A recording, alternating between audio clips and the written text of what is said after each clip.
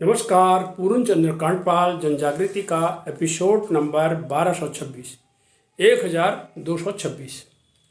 आज बात करता हूँ काम आसक्ति असीमित। काम यानी कामुकता, ये जो आसक्ति है ये असीमित है। इसके बारे में बड़े बड़े विद्वान, बड़े बड़े महारथी इसके बारे में हार गए, तो उसकी थोड़ी सी चर्चा मैं करना चाहता हूँ। दो संतों की बात पहले करूंगा कि सूरदास जी 105 वर्ष तक इनकी उम्र रही और इनका जन्म हुआ था 1578 ईस्वी में और इनका निधन हुआ था 1583 ईस्वी में। 105 वर्ष।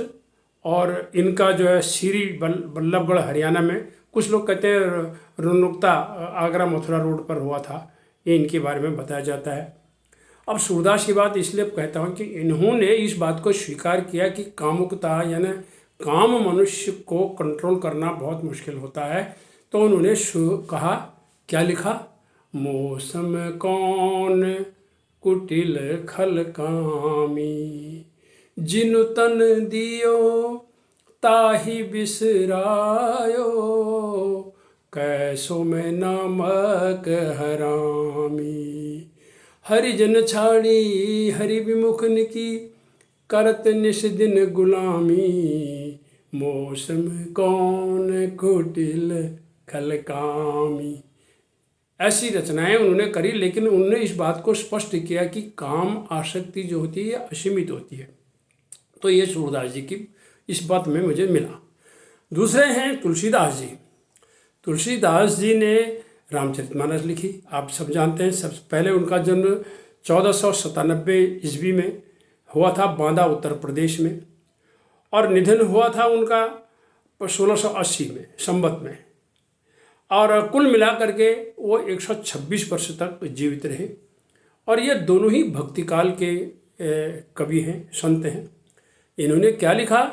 उत्तरकांड में पेज नंबर 130 पर दोहा नंबर 130, पेज नंबर 1030, दोहा नंबर 130 में जो अंतिम दोहा है, क्या लिखा है? ना काम ही पियारी जिमी, काम ही नारी पियारी जिमी, और लोभी ही प्रिय जिमी दाम। काम ही नारी पियारी जिमी, लोभी ही प्रिय जिमी दाम, और तिय रघुनाथ निरंतर प्रिय लागू मोहि राम। राम को ऊपर उन्होंने बहुत बड़ा, आप सब जानते हैं तुलसीदास जी ने 500 वर्ष पहले जो ये रचना की थी।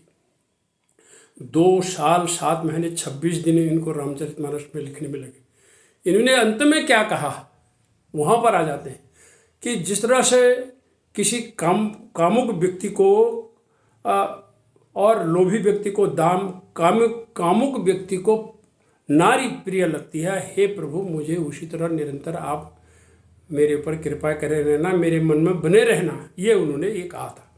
तो यानी दोनों ने आसक्ति को इतना बताया कि ये मनुष्य के लिए इनको रोक पाना बहुत कठिन काम होता है, इसको रोकना होता है, इसको नियंत्रण में रखना होता है।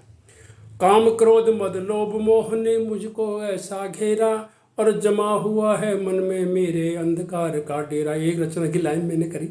ये काम क्रोध मद लोभ मोह, ये 5 है। इसमें भी काम सबसे पहले है, सबसे बड़ा दुश्मन है काम मनुष्य का, ये कहते हैं। लेकिन इसके बिना सृष्टि भी आगे नहीं चलेगी। ये हार्मोन से ही उपलब्ध हमारे शरीर में होता है। अब पराशर ऋषि की एक बात कर लेते हैं। देखिए कितना बड़ा ज्ञानी पुरुष।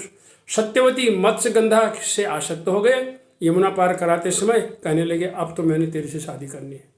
फिर उसके बाद शादी हुई। शादी के बाद पुत्र पैदा हुए, कृष्ण द्वैपायन, वेद व्यास उनका नाम पड़ा। महाभारत में गीता की रचना की। गीता महाभारत का ही भीष्म पर्व का एक भाग है, जिसमें उन्होंने श्री कृष्ण जी ने अर्जुन को संदेश दिया है।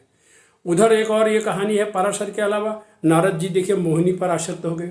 इंद्र जो है गौतम की घरनी अहिल्या पर आसक्त हो गए। तो कई लोगों ने कामुकता पर संयम भी करा है, वो हैं भीष्म पितामह महाभारत के। ये भी एक उदाहरण है। अंत में मैं समाप्त करना चाहता हूँ कि मुख्य रूप से जैविक, शारीरिक और मनोवैज्ञानिक कारणों से ही होती है कामुकता। यह प्रजाति की वृद्धि यानी प्रजनन, आत्मसंतुष्टि के लिए एक प्राकृतिक प्रवृत्ति है। हार्मोन इस भावना को प्रबल बनाते हैं। आइए इसको नियंत्रण में रखें। काम में ही प्यारी न्यारी, इसको याद रखें और काम क्रोध मद लोभ मोह को रोकने की कोशिश करें। धन्यवाद, नमस्कार।